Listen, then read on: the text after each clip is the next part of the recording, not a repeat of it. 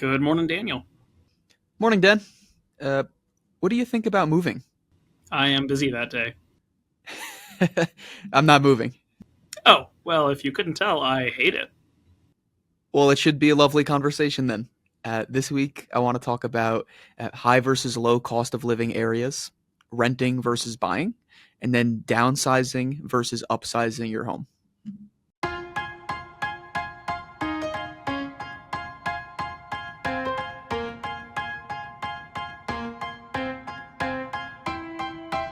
Welcome to the Science of Wealth, where we discuss the science behind financial planning and the art of learning and applying it.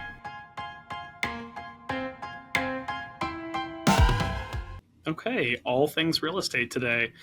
Very practical, though, and I think probably 100% of the people in our audience have moved at some point, so I'm sure they'll empathize with my strong feelings on the subject. From my experience, I have learned moving is definitely not your favorite topic or thing to do. It's a necessity in all the ways that, obviously relocating or getting closer to work or closer to family or following school, career, whatever is necessary. But it is also a scathing indictment on how much crap we accumulate. Yeah, I think once upon a time I mentioned, "Hey, what do you think about pickup trucks?" And you had two things to say. You said one, they're too big, and two, you're going to be the friend that everybody asks for the favor when they're moving, so don't do it. Yeah, because you have the vehicle that a couch can sit in the back of. You also missed the third thing, which is not just that they're too big, but also I think you should have to have a license that is based on your occupation to own one. Like you have to live on a ranch or work in the trades or something. But if you're just like Steve the accountant, you do not need an F-350. All right, Steve, I hope you're listening. There is no Steve, but the notional Steve, get rid of that monstrosity. Well, let's start with high versus low cost of living areas here, Dan. When I think of this, I really just think housing, right? So homes and things are more expensive in one area versus another. But I know that's not necessarily the case. There's also impacts to, your lifestyle, savings, taxes, long-term planning. So let's talk about it. What are the key differences between a high and a low cost of living area? There's a lot of factors. I think housing is always sort of the go-to example because when you think of like a high-cost living area, you think of San Francisco, you think of Manhattan, you think of Boulder, you think of these places where like the homes themselves, the rent, the mortgages, everything is just very high and accessible. And there's a sort of push-pull in the conversation around housing costs for something like the latte effect, which is like, it's much better than never going to Starbucks again for your wealth. It's not buying so much house that you can't afford to have Starbucks every day. So there's just a balance there where I think that the impact of housing is probably the biggest part of this conversation. But this can also get into sales tax, property tax. This can get into issues of income tax on a state or locality level. This can get into just like the logistical costs of certain day to day things. Like if you live in downtown Chicago or you live in Manhattan, owning and maintaining a car is a substantial financial burden above and beyond what owning a car would be in Longmont. So there's things like that where there can also be these extraneous kind of a little nip here, a little slice there, things that can really add up in a substantial way. I don't think cost of living or high cost living is informed as much by things that are commodities. So like if you live in like the middle of nowhere, Alaska, coffee is going to be a little bit more expensive because it costs that much more money to get it up to you there. But generally speaking, it's not going to be like the price of milk and eggs that really defines what a high or low cost living area is. Generally speaking, it really is going to be big financial items like your home, and then it is going to be local systemic factors such as taxes and various things around like transportation and so on. All right, that makes a lot of sense. But on the other side of it, so say I live in a high cost of living area versus a low, does it reflect in my income as well? Not as much as you would hope so, right? Like you would just sort of think, oh, if it costs 250% more to live in Manhattan than it does to live in Fort Lupton, Colorado, surely everybody in Manhattan is making 250% more. And the challenge there is twofold. Number one, no, they don't. Just in general, you don't see such enormous swings in income relative to cost of living. I know a financial planning student from CU who got their first planning job in Huntington Beach, California, and was making $45,000 a year. And at the same time, I had hired Samantha, my first associate planner, at $60,000 a year. Right. So not only living in a lower cost of living area here, relative to a higher cost living area there, but also the wages were inverted, right? The person living here had lower cost living and was making more than the person living in the high cost living area making less. So it is not just a universal truism. Now, for affordability factors, yeah, you will definitely see, a slightly higher minimum wage, a slightly higher, de facto market rate wage in higher cost living areas. Like nobody's working for $8 an hour in downtown San Francisco because you can't begin to afford that unless you're like a teenager who lives in their parents' home close to downtown and it's just like an after school job sort of situation. I also think the minimum wage in California is higher than that, so almost certainly nobody's making that. But by extension from that, the other factor that also occurs here is we often just go like, oh, well, if housing, if generalized cost of living is, let's say, 50% more somewhere else, you just need to be paid 50% more to make up the difference.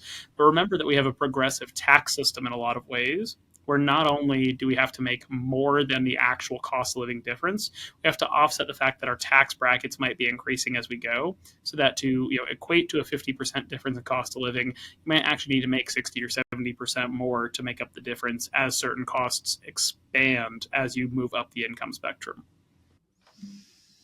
Ah, I was hoping that wasn't the answer. I was hoping it was going to be more and more a percentage or dollar match. What about like the abundance of jobs in an area? I would assume high cost of living areas are going to have more jobs available if you are to lose your job or seek something else out. Is that true? Not necessarily. The interesting thing is that high cost living areas often have a thriving job market for low income positions because there's this push pull between, like, let's say like Vale, right? You want somebody to work at the McDonald's in Vale. Well, nobody who works at McDonald's in Vale, maybe other than the person who owns the McDonald's, can afford to live in Vale. So now you have to account for commuting costs, right? Or somebody having to live, in an adjacent town or somewhere up or down the canyon there to be able to afford to live close enough to then work there. So you will see sort of adjustments for that, particularly in locality, particularly as you get into like remote locations. I know in Estes Park, for example, there's often sort of a bump to the market rate wage. So like I know if you work at the Safeway in Estes Park, you get paid more than somebody who works at the Safeway in Longmont, just because there are not enough people in Estes Park who can or would or will work at the Safeway. So they need to pay people extra to get them to come up from Longmont or from Loveland or from somewhere else to make that commute. So like there can be these little like de minimis adjustments to the local market conditions, but just generally speaking, the market is this equilibrium between being employers offering as little as they can to get people to do the job, and employees getting as much as they can to be willing to take the job, and the crossover between those 2 points. All right. That makes a lot of sense. It's a supply and demand issue with some of these places up in the mountains, for example. Do high cost of living areas also tend to be closer to, large cities where there's a lot of population? I mean, not necessarily, right? A lot of things can drive cost of living as far as kind of where they are. Something like Manhattan, San Francisco, you have a literal limit to the dirt on the peninsula, on the island, where that just creates a supply demand pressure that drives up the cost of housing. But at the same time, look at a place like Bozeman, Montana, pre-COVID. A 3-bed, 2-bath house might have been like $240,000 to $300,000 a year. That same house today probably costs just shy of $1 million. And there's no land lock limitations in Bozeman. It's not a problem of like, oh, it's in such like a bowl or like on the edge of cliffs or something where it can't possibly grow. Like you could just grow, suburbs out along the highways and the roads around Bozeman and just make Bozeman bigger. The thing that's really driving that is, yes, you can do that, but nobody's done it already. There's only so much supply, and that drives up the value. So high cost living can be related to just generalized scarcity or geographic constraints. It can be related to other factors. Again, sometimes it's a property tax thing, an income tax thing, it's a remoteness thing. And at the same time, you can actually push back against some of those factors in certain places. Look at Austin or Minneapolis. Over the last 4 or 5 years, they've built an enormous amount of apartments and lower cost housing, and have actually driven the cost of real estate down to the point where actually in Austin you have some people who are underwater on their mortgages right now because so much housing got built and so many people sort of bought at the peak in 2021, 2022. So it's an interesting dynamic where high cost living is not a fixed effect. Sometimes it can be temporary supply demand issues, or it can be extraneous factors. Look at a lot of real estate in Florida right now. Florida has an enormous, enormous volume of sell side transactions happening. People trying to get out of their condos, get out of their homes, because the cost of insurance in Florida has become astronomical because of all the hurricane damage over the last decade, such that now people who are trying to, snowbird or comfortably retire into a nice, place down there are going like, well, my house is paid off, but my insurance costs are greater than the mortgage would have been if I was still paying for it. And my retirement, was sort of built on this idea that I was only going to be paying property tax and normalized nominal insurance costs, not a whole second mortgage in insurance costs. All right, yeah, that makes a lot of sense. I didn't even think about just the increased insurance costs as well as just taxes and the overall costs of housing. Um, and it sounds like that's specifically in Florida, something impacting retirees. I'd say my last thought here is to those that aren't retired and are still working, right? In today's day and age, working online is becoming more and more popular and more frequent for employees. That said, is there an opportunity, like from an arbitrage standpoint, where somebody has a headquarter or works or their paycheck comes from a high cost of living area, but they live in a low cost of living area, even if, like you said, it's not a dollar for dollar or percentage exact, it doesn't equate to a substantial difference in income. You saw a lot of discourse around this back in like 2023 when return to office sort of started happening, where a lot of people were told, hey, we're going remote for COVID. And then, eventually, like, hey, this is working great. We're going to let you all go remote indefinitely. And so you saw people moving from San Jose to Boulder to Longmont or up to Bozeman or out to Cedar Rapids. Like, you saw a lot of people moving from Silicon Valley in these high cost living areas to low cost of living areas and retaining their salaries as they did so. As time has gone on, you've started to see more discourse around sort of normalization of wages, which is to say, companies, particularly bigger companies, are going to have pay scales that they use across the company because you have to have some standardization, particularly because of liability reasons related to like equal pay, equal work. But what you're seeing is a lot more sort of judicious adjustments to cost of living stuff. And companies are sort of going about this one of two ways. They're either, saying, hey, you moved from San Jose where the cost of living is super high to Des Moines where the cost of living is super low. We are going to reduce your salary because you're being overpaid relative to your value in that market as opposed to here in San Jose. Plenty of push pull around that as far as employees being like, yeah, but I'm that valuable to you, so who cares where I live? Who cares what I spend my money on? But then you're seeing a more insidious version, which is essentially like the 50-mile circle return to office demand. Right? You're seeing a lot of like, if you live within 50 miles or 100 miles of a location, you've got to go to it every day or 3 days a week or 4 days a week. And if you don't, you're fired. And if you don't live inside of that circle, then we'll case by case it, but you're seeing a lot of sort of favoritism and sort of corporate nepotism happening there. All this to say, like, is there an arbitrage? There has been, there can be, and there's definitely some jobs and companies out there where the company's like, we don't care where you work. Like, never mattered to us in the first place.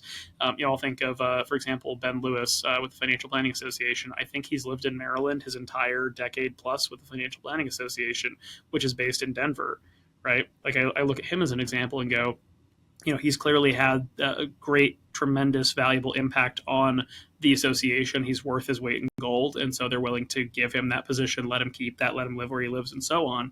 But that's sort of an exception to the rule in a lot of places. And then just from and I don't want to get too far down the rabbit hole here, but just from a managing your career standpoint, I think there is a pretty dramatic difference in the career trajectories of people who are always at arm's length from their employers versus people who can sort of be there. And I hate to say it like water cooler talk or in-person favoritism is a thing, but it definitely is a thing. And so I think it's meaningful for people who are thinking about their careers to be cautious about what sort of being the guy out in Idaho does to them or means for them when their company is here in Longmont or in Silicon Valley or Manhattan or wherever else. Uh, well said. I got nothing to disagree with there. I wish it was a more arbitrage. It's one of those things that sounds cool as a financial planner if you can recognize the opportunity, I guess. There's a good faith version of this where it's like, yeah, man, you can move out there and we'd love for you to work out there and keep working there and it's fine and you're great. But we live in an ever changing world, right? There's a ton of people who had government jobs or corporate jobs who were like, I'm unfireable. I'm going to be here forever, who get laid off right through no fault of their own. Just, hey, sorry, we're shutting down your division. Bye. right? And so if you suddenly isolated yourself for a cost of living arbitrage to a place where there are no tech companies or there are no biomedical companies or whatever your particular industry or occupation was, suddenly not only are you in a lower cost living area trying to make up for your sudden loss of income, but also you may have moved to a absent job market where you really can't find gainful employment close by.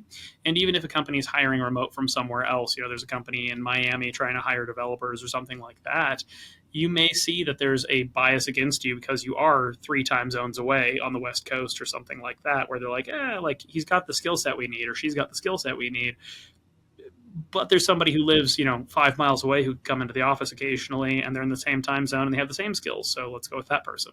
So it's not to say that it's impossible, it's not to say there isn't an arbitrage, but you got to be really careful about moving from high cost to low cost and assuming that everything is going to be ceteris paribus, all things are going to remain equal indefinitely, because it's almost certainly not going to be the case. I'd say last question here, and it's a little bit more technical. Like, let's say somebody works as a software developer for a company out in San Francisco, high cost of living area, probably a slightly higher wage than, as you said, Des Moines, Iowa. So let's say they move to Des Moines, Iowa, and their paycheck is still coming from this company in San Francisco. How does that work for taxes? Do they have to pay tax in San Francisco and in Des Moines? Some states are really persnickety about this. California, New York are sort of famous examples where they'll kind of chase you around a little bit. This gets into a really in-depth conversation about taxable nexus and whether you're really like your place of residence, your place of work is in that state or in that city versus where you actually live or work. I think if you move to Des Moines, you might find yourself paying California tax for a year or two after you move before California finally accepts that you don't really live there anymore. There are some issues where sometimes businesses sort of have to do a little bit of both. But generally speaking, where your permanent residence is, your permanent place of work is going to have a stronger impact on the taxes you pay than where your employer is located. Okay, not too bad. Well, let's transition a little bit, Dan. The age-old debate: to rent or to buy? And I hear it all the time, and I want to talk about it. I'm going to give the classic answer here. It depends. So, Daniel, you want to talk about it. What does what you want to talk about depend on? Sure. So let's say you move to a new area, you know, and you think you'll be there for a reasonable amount of time, so not a year. I think a lot of people struggle with that period because they look at renting and they see it as an expense, and you don't get anything besides a place to live for that expense.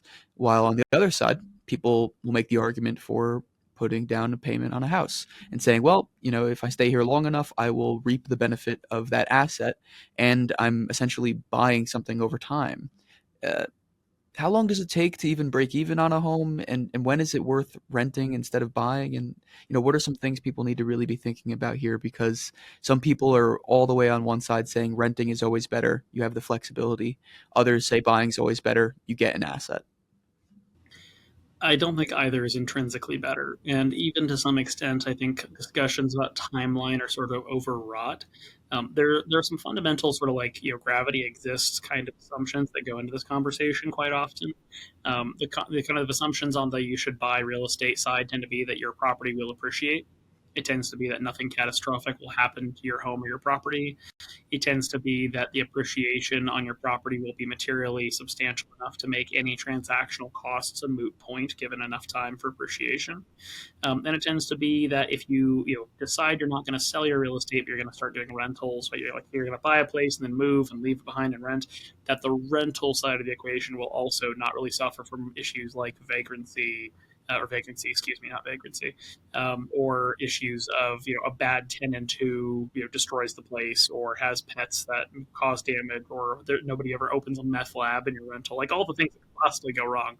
That tends to be sort of on the side of the you should buy argument when it comes to like why that's always better.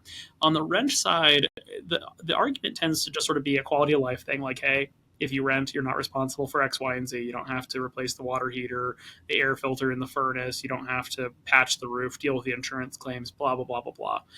You are paying for all those things. Like, it's not a charity, but functionally, there can be an arbitrage in certain renting situations where the property has been owned for so long that the people leasing it out can essentially lease it below the cost of market rate purchased housing, right? Like you can rent a house for $2,000 that today would cost you $4,000 a month in mortgage to buy because they bought it 20 years ago and it's really well paid down and so on and so forth. But the other factors that often go into the rent thing, and I think this is the most dangerous thing, is that there's always sort of this assumption that the costs are not going to get out of control. But the world and life are full of horror stories of people, going from $1,500 a month rent to $3,000 a month rent year over year because somebody else bought the building or private equity came in or there was a big hail insurance claim and the whole roof and the whole complex had to get replaced and now the company's out $250,000. They're trying to make up that difference. Like there's all sorts of horror stories about that. So I don't think there's a universal you should rent or you should buy. I think it is a depends question. And in that context of it depends, it really becomes a question of what matters most to you. I want to stick on the buy for a second as opposed to rent. One of the things you said was that people make the assumption that the property appreciates over time. Is that true? Does it appreciate at a rate that is actually considerable relative to other ways you could quote unquote build wealth? Not really. In micro localized ways, it does. Like there are reports from the Department of Housing and Urban Development every year that come out and essentially show like how much appreciation happened in every major metro market in every state, how much depreciation occurred, right? And it'll say, every single year the report has a different spectrum of like the states that got more expensive to the least expensive, right? And it's not the same states year over year every single year, or the same cities every year, year over year. Again, look at the reference to Austin earlier. In the city of Austin, they built so much housing over the last couple of years that houses are going down in value because the market is so competitive. They're saturated with supply and not enough demand, despite the thought that, like, oh, everybody's moving from California to Texas. Like those sorts of things, ended up being overdone to the point where people are actually losing money on their homes. Now they're going to lose their money on their homes forever. I think it's doubtful, but I think there's also a very fair observation around, for example, the boomer traditionalist generations, which is, they've been in their homes for a really long time in a lot of cases, and there's a mortality curve here where Gen X is smaller than the boomers, generally speaking. Millennials are kind of on the smaller side as well. And so there could be a scenario where 5, 10, 15 years out, real estate suddenly is very flat or a little bit negative for a while, just because there's suddenly this oversaturation of supply as these generations, through no fault of their own, start to hit their actuarial life expectancy. So I think in that particular sense, does it always go up? Absolutely not. Can it go up? Sure. Can it go up a lot? Sure. But this is also where you get into like the land of real estate investment grifting, where there are people who will like sell courses or classes or seminars on like how to identify deals, right? They're really good at finding opportunities that other people miss out on. And so there are people who are professionals who do that. That's how they make their money. That's how they make their living. I think for the average investor, the average consumer, there tends to be just sort of what I like to call an idiot's hypothesis, which is I think this place is great or it's going to be great. So I'm going to buy stuff here and I have every expectation that it's going to go up and I have no plans or contingencies for if it doesn't. And so I think that's the place where people do get into trouble with that assumption about appreciation is it can be completely unfounded. I think another important assumption here too is not just the appreciation, but it's also just expectations for living there, right? So it's not uncommon to hear about people who buy a home and then 2 to 3 years from there they get laid off and they want to move. I'd assume in that situation, even if a property does appreciate, they're not breaking even, right? Well, no, I mean that's the trick, right? If we purchase into the property and we just live there and we're able to sell it for value, we are going to have paid a bunch of interest on mortgage. We're going to have paid property taxes, upkeep costs, and nobody ever moves into a house and is just like this house is perfect on day one. Everybody like 3 to 6 months in is like I want to tinker, I want to paint this, I want to tweak that, I want to add something to the yard or the garden, or it's the first spring in this home. We should try to do a garden. We should do flower beds and whatnot. So like you're going to sink a bunch of money into tinkering updates or hobby type things that you probably wouldn't if you didn't own it. So the break even equation is often a lot more brutal than you'd think it is. I think a really great calculator on this is from Honest Math. That just absolutely rakes the idea of like short term real estate holding, i.e., 10 years or less, from being profitable, and just really, really undermines that argument pretty badly. Because the math is just not favorable to it when you really factor in all the costs that go into owning a property versus just paying to occupy a property. Okay, so I could take a look at that calculator, but it sounds like at a minimum, give or take, you want to be there for a decade if you want it to be a financially optimal choice. Assuming that there's appreciation. If it's break even the whole time, then really what you're paying for is not ownership or equity. It's really just to stabilize your cost of housing to some extent within certain assumed parameters. Go back to the Florida example with insurance costs. Like plenty of people bought their houses in the 80s and 90s, paid it down over 30 years. It was free and clear, and then suddenly insurance just got crazy expensive because there was just too much damage and too many claims happening. And so, even for them, right, the assumption of stabilizing housing costs wasn't true. But in a general ceteris paribus, all things being equal situation, I think the basic anticipation that anybody has around buying a home is A, no third parties are involved in this anymore. Like if I want to paint the walls neon pink, I can do that. Assuming you don't live in an HOA where a bunch of Karens will come and write you tickets for it. But then otherwise, by extension, you have that control and you have some expectation that at least the principal and interest component of your mortgage is stable, and you are expecting that the property tax and or insurance costs will never become astronomical. And there is value to that because conversely, while the rental market can go up or down based on supply and demand, right, you should expect that the cost of a rental in a high demand area for now out to 30 years and beyond is going to be substantially greater as opposed to relatively stable in the ownership situation. But I think your minimum break even period is at least 5 or 6 years on a property, and frankly, in most cases, probably a lot longer. All right, so I learned a lot, but it still sounds like it's an it depends. It depends, and I think we'll use Boulder as a good example of this. If you look at Boulder real estate for like the last 15, 20 years, right, and I can't begin to count the number of times somebody's been like, man, I really wish I'd bought a house in Boulder, like my house would be worth so much, or I wish I'd bought lots of real estate in Boulder, like back in 07, 08. If only I'd bought like a condo on the hill and I'd bought a house for myself and all this, I'd have so much money. When you zoom out, the gross rate of appreciation of older real estate over the last 15, 20 years has been like 6% ish, which is not a terrible rate of return, but that's gross taxable.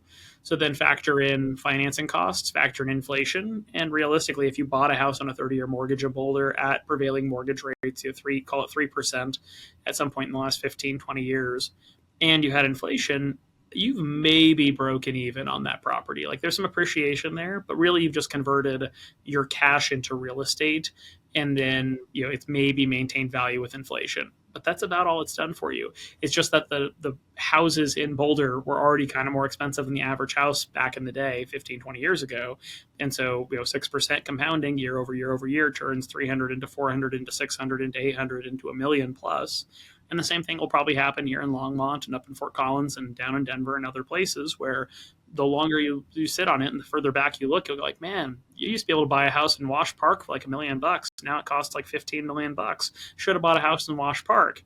But it's just going to be compounding over a long enough period of time that sort of creates this illusion of its ability to grow wealth. Not to say that it can't, not to say that it can't be valuable or that's not a good asset, but just being mindful that real estate's hyper locality makes it hard to evaluate as an asset class. And this gets back into that whole opportunities driven thing. Yeah, I think I have some bubbles I need to burst with people I've been talking to recently. Hey, that's usually my department. So if you want to delegate, I'm always happy to remove people's fantastic beliefs. Let's transition here a little bit to downsizing versus upsizing. I think you hear a lot about people upsizing, right? They they want more house, they want to do renovations, maybe they have a bigger family. I think something that people don't talk about a lot is the other side when it's a little later in life and people want to downsize or maybe they're forced to downsize. So first and foremost, let's talk about upsizing. What are some of the common reasons someone may upsize? A lot of upsizing has to do with relationships and family issues. So you're single, you start dating, maybe move into the same apartment together, but pretty quickly you realize that your 600 square foot one bedroom apartment is a little bit small for two people, particularly if you work from home. And so then you start looking at bigger apartments. But as you start looking at bigger apartments, you go like, well, gee, we're looking at spending $2,000 to $3,000 a month. We could buy a house for that. Like we should maybe just think about buying a house or buying a townhouse or a condo for that instead of renting and quote unquote throwing our money away. And so I think that's one of the most common drivers as you get into a relationship and you find that you're sort of out of elbow room where you're currently living. I think this actually leads in modern financial terms to sort of a classic mistake, which is to say, I am sort of bearish on the concept of a starter home. And that's been a big cornerstone thing for the last 50, 60 years in the United States is buying a small house to start with. And then once you get married, have kids, grow your family, then you upsize to a bigger home with more bedrooms, more space, bigger yard, nicer neighborhood, better schools, et cetera, et cetera. I think that is a classic example of buying real estate and not getting enough time in the amortization, right? As far as getting the mortgage paid down a bit and starting to really actually get some yield off of your real estate, where you let's say you're dating or you're in a long-term relationship, you buy a house together, you get married a year or two later, you have kids a year or two later, and you're only 3 to 5 years into this mortgage in this house, and suddenly you're talking about selling this house to buy a bigger house. And really, you just sort of wasted a bunch of money on the first house is kind of what happened there, let alone then if your relationship falls apart, goes through any of the other issues that could occur. I'm much more supportive of a rent and then buy a better quality of forever home, or at least a more long term home where possible when it comes to that decision about upsizing. I think iteratively scaling up your real estate is an opportunity to pay a lot of commissions and transactional costs and pay a lot of interest in mortgages versus just getting that much bigger of a down payment saved up, renting below, your potential affordability, right? And taking that delta and just applying that towards a better long-term home when you're ready to make that decision. Okay, so if somebody came to you as a client and they said, "Hey, we're early 30s, looking to purchase a home. We'd like to buy something, that's comfortable for the two, maybe three of us if they have a child, stay there for half a decade, and then upsize into a larger home, and or we'll just wait longer, build up a larger nest egg, and then use that for a bigger home a little bit later down the line." It sounds like you'd recommend the latter more often than not. I would, on the assumption, because this all has to do with assumptions, that you are able to accumulate aggressively in that time period. Like if you're saving $200 towards a new home every month, it's not going to be adequate. The real estate market is likely to appreciate in such a way that you can never play catch up with that. So that doesn't work. But if you're saving three, four, five, $6,000 a month towards that, where at the end of the year you're going to have $50,000 to $100,000 saved up, and if you keep doing that for 2, 3, 4 years, you're going to have a couple $100,000 saved up. Then I think that's a really effective strategy, right? Like I could look at somebody like you, Daniel, and say, you and Olivia might be very serious and have a long-term vision for yourselves and think, all right, we're going places, and I want to put down roots and buy, sooner than later and so on. But you don't know where her career is going to take her necessarily. You may not be certain about whether you want to be in Colorado long term. You may or may not have had a kids conversation. That's outside the scope of our conversation here. But if you said today, Dan, I think I'm going to buy a house, I'd be like, that's awesome. I'm very excited for you. But have you thought about all those various things? I'd be concerned about buying a house that you're not going to be able to retain long term, but it's not going to be a good fit for you long term unless you've really ironed out those details. Whereas I can look at somebody like Emily and say she's pretty darn set on staying here in this area and being here. And so if she says, I want to buy a condo, a townhouse, a small house, I'd be like, okay, I think that probably makes more sense in your situation because you want to own real estate sooner than later, regardless of your relationship, family, et cetera situation. So this is where we get back into the it depends factor, right? You ask, if it's this situation, you sounds like you'd go more for the wait for the forever home. Yes, but in your case, I'd certainly be waiting closer to the forever home. I think it probably doesn't make sense for you and Olivia to buy something until you're A, married, and B, she's in her career, just because then you have a much better idea of what is really going to be feasible and affordable and so on. But for somebody in Emily's situation, I think it probably makes sense for her to buy a home sooner than later as long as the monthly costs are affordable to her. So that's where the it depends really plays into it. Yeah, that makes a ton of sense. It sounds like we're keeping this conversation more toward those folks in earlier stages of life, though. Do you have any experience seeing people maybe like closer to retirement saying, "Hey, I spent my entire life in a moderate sized home. I've saved well. Now that I'm retired, I want to buy the home I've always dreamt of and upsize then"? Strangely enough, you don't see too much of that. And I'll point to my good friend, good late friend, Michael Lindsley, as a good example, where he and his wife built this beautiful, beautiful property, enormous home, great location, absolutely customized and bespoke in every way, and really, really just built this enormous and incredible place. But I think the majority of people who kind of get to a later point in life are more likely to spend their money on a smaller, better located, higher quality property, because I think everybody goes through this little cycle of accumulation of stuff, right? Like, we have a garage full of stuff, a basement full of stuff. We have kids, we get camping stuff and kids things and kids bedrooms, yada yada. And as we get to our later cycle in life, we go like, wow, now that my kids have moved on, now that I've kind of gone through my donation phase and my yard sale phase and really tried to get rid of my stuff, I got a lot of empty rooms in my home. So I don't see a lot of people later in life trying to upsize unless it's sort of coincident with a material change in cost of living, right? Like if you move from Boulder, Colorado out to Des Moines, you could buy a house for half as much that's probably twice the square footage. And then you might go like, well, like why not? And that's okay. But I think as people get older, they often find that space is less important or less material to them. You might see them buy more land, more elbow room, right? More privacy in that sense. That's more of a location decision than a square footage of the home decision. Okay, so sounds like later in life then we might value less quote unquote things. So is this when people tend to downsize? It is, and I'll make one little item before we transition to the downsize topic here, which is to say a lot of our clients in their 50s and 60s are having a conversation about cleaning. And that's often just one of the things about like how big is the home is like it's too much for us. We're gonna have to hire somebody. Instead of hiring somebody, we'd rather just have less home and do it ourselves. But to the question then of downsizing, yeah, I think there's a lot of triggers and reasons to downsize for quality of life reasons and financial reasons. I think often people delay it a little longer than is appropriate for them, but there's a lot of circumstances that can drive the decision to do it now versus later. Okay, off the top of my head, I can think of two. One just being purely financial, downsize, reap the excess equity in the home you've been living in for a decent amount of time. Second, I could just think of health reasons, right? So maybe you're in a later stage of retirement and you have a lot of stairs in a home, and that might become an issue later in life. I'd assume those are two, but am I missing anything?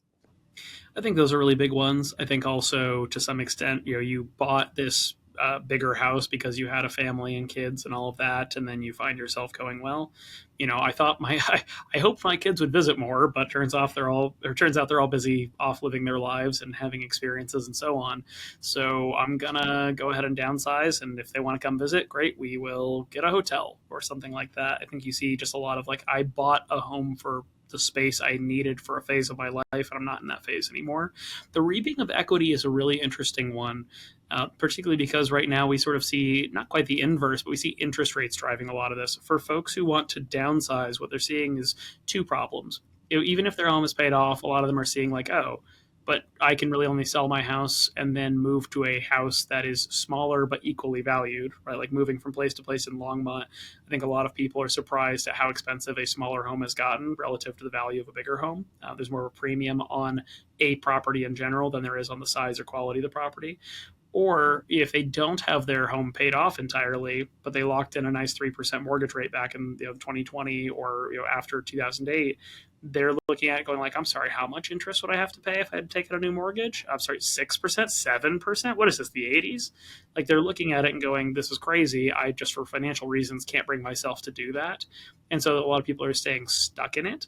And then finally, you sort of see the extreme other version, which is, again, selling from like Boulder to move to Des Moines or something like that, where it does work economically, but you're starting to see that sort of silver wave transition where a lot of folks are going from high cost living to lower cost living, but they're like, wait, I'm sorry, this 3-bed, 2-bath in Des Moines costs $450,000. I thought everything here cost like two nickels and a song. Like that just seems like so much money for a tiny house in Des Moines. What's going on here? Because they're not the only person having this conversation and making these decisions. And so they're competing not only with a younger generation that's finally starting to overcome some things like 2008 setback in the economy, but also they're competing with their peers who are also trying to move to these lower cost living markets. And again, driving up demand relative to supply. One of the other hesitations I think I've observed recently in clients facing this decision, in addition to the one you mentioned being just the interest rate difference and how jarring that could be for some folks, is just inheritance, right? I feel like I hear a lot of folks say, well, I could downsize, but I really want to leave my home to my kids. Can you talk about that a little bit?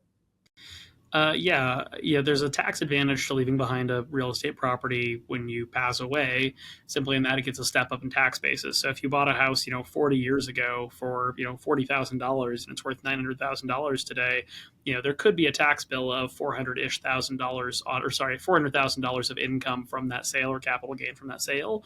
And if you just hold on to it until you pass away, boom, that problem goes away.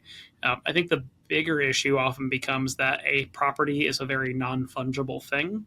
And so bring in the family dynamics, right? Is it one child is inheriting it? Probably not a problem. Is it two? Maybe not a problem. Did one of them live in it? Did one of them help you as you were aging and come over to the house, 3 days a week to help you with stuff? And maybe they feel a little bit more attached and entitled to the property. Were you letting one of your kids live with you for free or at a discounted rate at some point? And so they're still living there when you pass away and they're going, well, hold on, this is my house. I live here. Yeah, I don't want to share this with my siblings, or worse, right? You've got one sibling who really wants to sell, one who wants to rent it out, one who wants to just keep it as the family house because they have all their memories there. There's a lot of emotional, logistical burdens that can come to leaving tangible real estate to your family. Not a bad asset to leave behind. Again, very valuable asset. But also, I mean, just to take the dollar figures here for a second, just a world of fungible figures for a second. If you can leave $1 million real estate property or $1 million to your kids, spoilers, the dollars are better. There's no transaction costs. There's less to argue about. It's highly fungible. But if you're leaving this property, you might have a lot of emotional significance in it. But I'll tell you, most clients we deal with who inherit property from their parents, the first thing they do is just sell it, unless there's a complex family dynamic going into it. In my family, one of my ancestors passed away and left their home to their three kids, and one of them still lives in it to this day, and the other two keep having to pay the property tax bill because the other one doesn't work enough to actually pay the bills. But they're all joint owners, so it'll get foreclosed on for all of them and taken by the state, or otherwise have a tax lien placed on it if the two who aren't living in it don't chip in to help make it financially possible. So it's just this complicated thing where good intentions can go awry here because we often put a lot of emotional significance on our home. But if we're being honest, as my favorite family law attorney likes to put it, it's just a box we keep our stuff in and sleep in. And I think we often overweight the value of that property as an asset to leave to our family. I'd say the last point I want to add there is while it is just a box, sometimes this box has stairs and challenges that might be difficult for elderly people. If someone's thinking, hey, I want to leave this asset to the next generation, how do you have the conversation with them? Just simply the fact they might not be able to physically live there. I have a strange answer to this one because, like, I live in a house that has 16 steps to go down to the basement and 16 steps to go to the second floor. We have very high ceilings. So, like, you look at that and you go, okay, that's not a house you can age in. I don't know what the cultural issue is, but like there's those little like chair elevator things that is kind of like go up stairwells in folks' homes, and for some reason, and I've not grown old yet, so I don't have this perspective, but it seems like everybody hates them, and I can't for the life of me figure out why. I'm like, I understand like walking up and down stairs is quote unquote what you've always done and is quote unquote easier, but like at a certain point, like I look at my house and I'm like, I can age there. I'll just use the stair chair thing.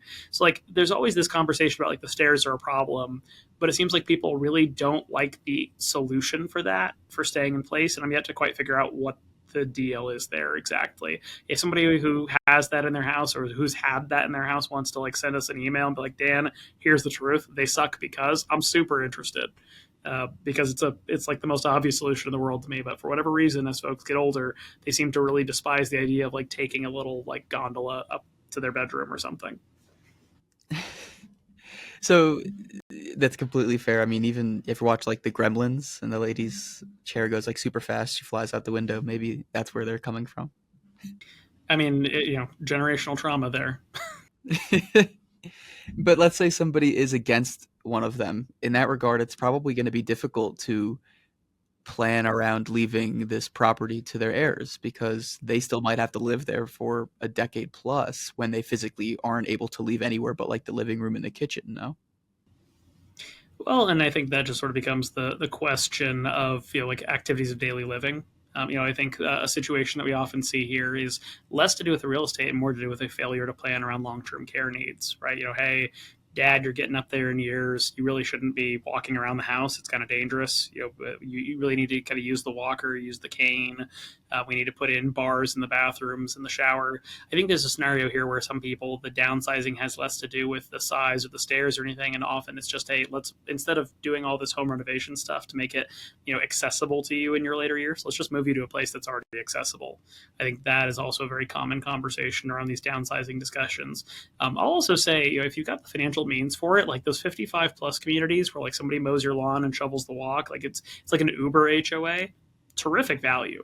Like expensive, but terrific value if you want apartment living, but also still want to have some equity involved. Like there's a world here where you can sort of have the best of both. Kind of hard to find, kind of expensive, definitely more expensive than market rate for something comparable just in real estate terms, but not a bad way to try to solve those problems by moving to a locale where you can steadily sort of escalate your level of support as time goes on. All right. I think that's all I had on this topic, Dan. I think that's a good one. Thanks for the info. Sure. Well, as always, Daniel, you know what comes next. I'm going to ask you, aside from our real estate conversation we just had, what have you learned in the last couple of weeks since you've been on the podcast that you think is valuable for people to hear about? The longer you work in a client-facing setting, the more you realize some people's bandwidth for acting on advice versus others. It's a significant difference, right? So some people you can give them 10 things to do and help them implement them, and they might be able to do all those 10 things in a quarter or even shorter amount of time depending on the complexity. Other people simply don't have the mental capacity to do the thing in what you would consider a timely manner. And I think I continued to just realize the importance of being patiently persistent with clients in that regard and understanding, hey, I would love for all these things to get done in this time frame, but I recognize that's likely not your reality. And it's not uncommon for clients to say something along the lines of, oh yeah, I haven't actually thought about this since our last conversation 3 months ago. Can you send me an email and outline the things I need to do again? Even though for us it's top of mind. And I think just navigating that tightrope between being persistent but also being patient has been interesting. The blessings and curses of executive functioning.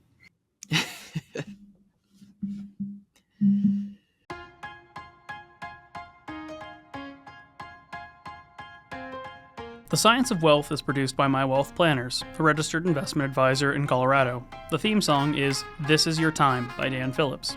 The podcast is intended for educational purposes only and is not investment advice or any other form of advice. Not all material discussed on the podcast is appropriate for every individual in every circumstance, so you should consult with a certified financial planner, tax professional, or legal professional as appropriate before attempting to apply any of the subjects, strategies, or tactics discussed on the podcast.